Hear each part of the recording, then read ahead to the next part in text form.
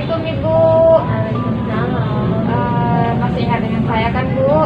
Iya dong. Sesuai kontrak waktu kita kemarin, setelah kunjungan saya sebelumnya, sesuai kontrak waktu hari ini tujuan saya ke sini yaitu untuk memberikan sedikit penyuluhan tentang apa itu penyakit hipertensi dan juga bagaimana diet rendah garamnya, dan juga ada pengobatan herbal yang bisa dilakukan untuk menangani penyakit hipertensi. Nah, dalam melakukan penyuluhan ini saya memerlukan waktu kurang lebih 5-20 menitan. Sebelum saya melakukan tindakan, apakah ada Ibu bersedia atau ada yang Ibu tanyakan? Bersedia ya. Oke, tujuan dilakukan penyuluhan ini adalah agar Ibu mengerti apa itu penyakit hipertensi, bagaimana cara diet rendah garamnya, dan juga pengobatan herbal apa yang bisa dilakukan. Ya Bu ya? Oke. Sebelumnya bagaimana perasaan Ibu sekarang? Masih sering pusing kah ketika malam hari? Kalau malam masih pusing, kadang-kadang. Ya, kadang-kadang masih pusing ya. Obatnya yang amlodipin masih sering diminum Bu? Kalau lagi sakit aja. Oh, jadi kalau pas pusing aja Ibu minum ya. Untuk makannya Bu, apakah masih makan yang garam berlebihan? Maksudnya masih buat sambal pakai itu? Sudah mengurangi sih. Sudah mengurangi ya. Ya, nanti saya masih akan lebih menjelaskan, mengedukasi lagi ya Bu. Terima kasih, bagus Ibu sudah mulai mengurangi garam dan juga itu ya. Sekarang saya tensi dulu ya Bu.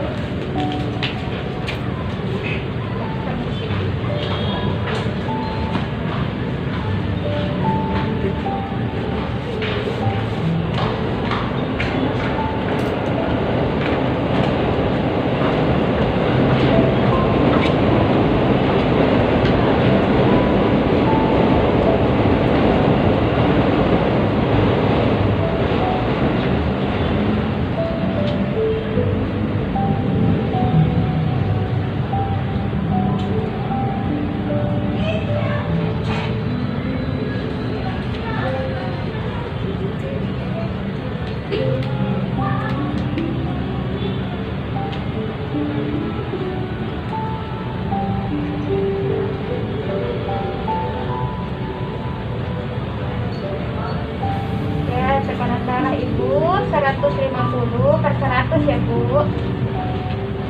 Ya, ini ya. Iya, masih tinggi. Kita cari tahu ya.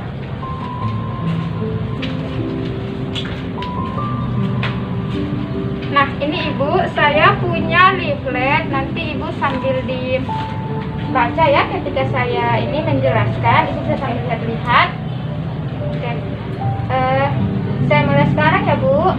Oke, sebelumnya yang Ibu ketahui apa sih hipertensi itu atau penyakit darah tinggi? Ibu tahunya tuh seperti apa? Darah tinggi aja. Ya, darah tinggi aja ya tahunya. Oke. Nah, hipertensi itu adalah, kalau untuk pengertiannya, dia adalah gangguan pada sistem pembuluh darah yang ditandai dengan meningkatnya tekanan darah yang kalau tekanan darahnya tuh lebih dari 140/90 mmHg. Nah, itu dikatakan hipertensi. Tetapi itu juga dapat dibagi, ada yang hipertensi kategorinya masih ringan, kemudian sedang, dan juga tinggi. Untuk pengertiannya mungkin seperti itu ya Bu. Nah, kemudian ada nih, bisa Ibu lihat lagi pembagian tekanan darah tinggi yang tadi seperti saya bilang. Tekanan darah tinggi ringan itu kalau tensinya itu 140 sampai 159/90 atau 99 mmHg, itu dia masih masuk kategori hipertensi ringan. Nah, kemudian tekanan darah tinggi sedang atau hipertensi kategori sedang, jika tensinya itu 160 sampai 179, pernya itu 100 sampai 109 mmHg. Nah, Ibu ini berada di kategori hipertensi yang sedang, karena biasanya kan tekanan darah Ibu berkisar di 150 ya kan Bu. Atau bisa juga kadang-kadang dia ringan di 150-an. Kemudian tekanan darah tinggi berat. Nah, ini udah yang paling fatal atau udah paling berat. Itu jika tekanan darahnya itu 180 sampai 209, pernya itu 110 sampai 119 mmHg. Itu nanti dia udah bisa menyebabkan komplikasi selanjutnya. Nah, seperti itu. Nanti kita bahas apa saja komplikasinya ya, Bu. Oke. Ada lagi tekanan darah tinggi yang sangat berat, itu lebih dari 210. Per-nya itu bisa lebih dari 120. Oke. Untuk kategorinya Ibu bisa memahami. Nah, kemudian bagaimana tanda dan gejala hipertensi itu? Yang pertama itu sakit kepala, kemudian pusing. Pusing, Ibu tadi mengatakan masih sering pusing kan, yang Ibu rasakan. Mudah marah, Ibu suka marah-marah nggak? Iya. Kadang ya kan kalau anaknya lagi itu pasti Ibu lagi. Iya, itu bisa jadi tanda dan gejala hipertensi. Kemudian telinga berdengung, kayak gitu kan. Terus mata terasa berat atau pandangan kabur. Ibu pernah seperti itu? Ada mengalami tanda seperti itu? Belum ya? Belum. Oke. Kemudian mudah lelah, susah tidur pada malam hari, ya kan? Kemudian terasa sakit di tengkuk. Kadang pernah. Iya, oke. Kemudian tekanan darah lebih dari normal. Ya, tadi tekanan darah normal itu kan 120, 130, Per-nya tuh kayak 80, 90 itu masih normal. Nah, kemudian apa yang menyebabkan tekanan darah tinggi? Tekanan darah tinggi itu bisa ada yang dari Garam berlebih. iya, yang pertama konsumsi garam yang berlebih, pola makannya kan. Jadi Ibu harus menjaga pola makannya, kalau bisa penggunaan garamnya itu dikurangi, kalau bisa jangan deh Ibu pakai garam gitu kan. Mungkin masak buat suami sama anak masih boleh, tapi untuk Ibu dikhususkan lah seperti itu. Kemudian merokok, nah itu kalau untuk yang laki-laki ya kan. Minum minuman beralkohol, kurang olahraga. Nah, Ibu juga harus mulai sekarang rajin olahraga ya, maksudnya setidaknya pagi jalan-jalan kecil gitu kan, keliling komplek terus maaf Bu, faktor kegemukan atau obesitas itu juga bisa jadi. Kemudian stres, nah ini juga harus dihindari ya. Nah, mulai sekarang harus dihindari. Kemudian apa sih akibat lanjut dari darah tinggi? Ada akibatnya kalau emang darah kita tuh tekanannya tinggi sekali atau masuk hipertensi berat tadi kan. Yang pertama bisa mengalami penebalan dan pergeseran dinding pembuluh darah. Nah, parah tuh. Kemudian penyakit jantung, kemudian serangan otak atau stroke. Penglihatannya bisa menurun, gangguan gerak dan keseimbangan, kemudian kerusakan ginjal, bahkan yang terakhir kematian. Nah, kita logikakan aja kalau pembuluh darah kita itu tersumbat karena plak dari pola makan kita yang berminyak-minyak atau yang kita jarang olahraga kan, terus nanti aliran darah tuh nggak bisa ngalir ke seluruh tubuh, dia terhalang, jadi memaksa jantung itu untuk bekerja lebih berat lagi. Nah, di situ yang menyebabkan tekanan darahnya tuh tinggi gitu.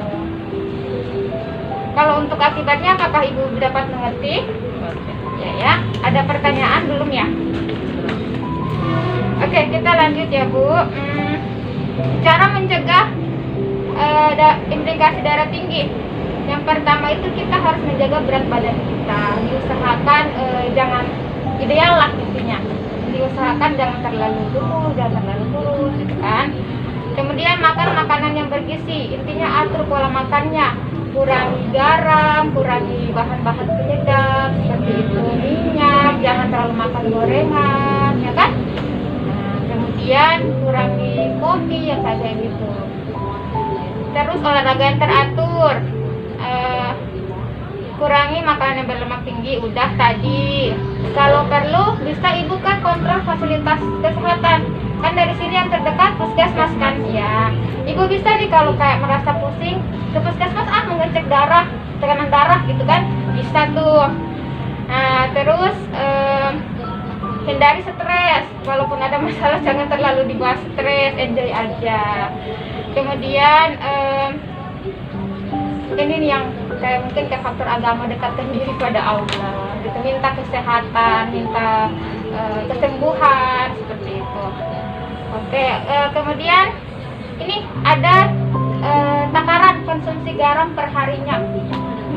Kalau ibu masuk hipertensi ringan tadi ya, kadang kan kalau turun 150 dia masuk hipertensi ringan. Tapi kadang tensi ibu juga bisa naik 160, nah dia masuk kategori sedang.